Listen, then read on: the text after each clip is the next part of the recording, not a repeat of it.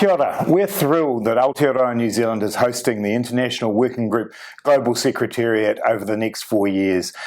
Winning the rights to host the International Working Group on Women in Sport has been a real highlight for me as the Minister of Sport and Recreation.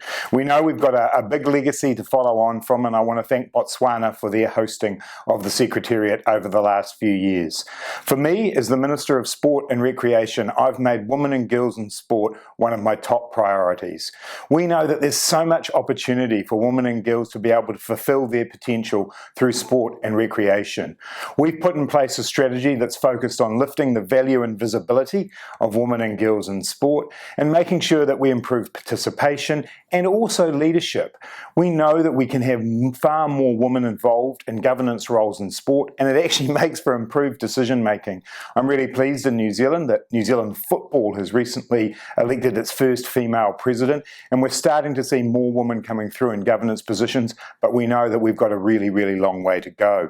As part of our strategy, we've also got 2 contestable funds available for people and organisations to apply for to make sure that we are doing new and innovative things to get more girls and more women involved in sport. And I'm really excited to see the proposals that come through in the next few months.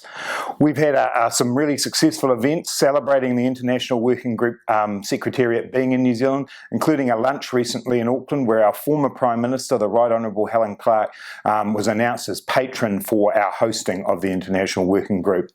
We know that our responsibilities in being the Secretariat for the International Working Group include looking out into the world to see what we can do to help women and girls both participate and succeed in sport. And particularly in New Zealand, we're conscious of our role in the Pacific region and making sure that we support all of our neighbours in the Pacific to be able to provide opportunities for girls and women in sport.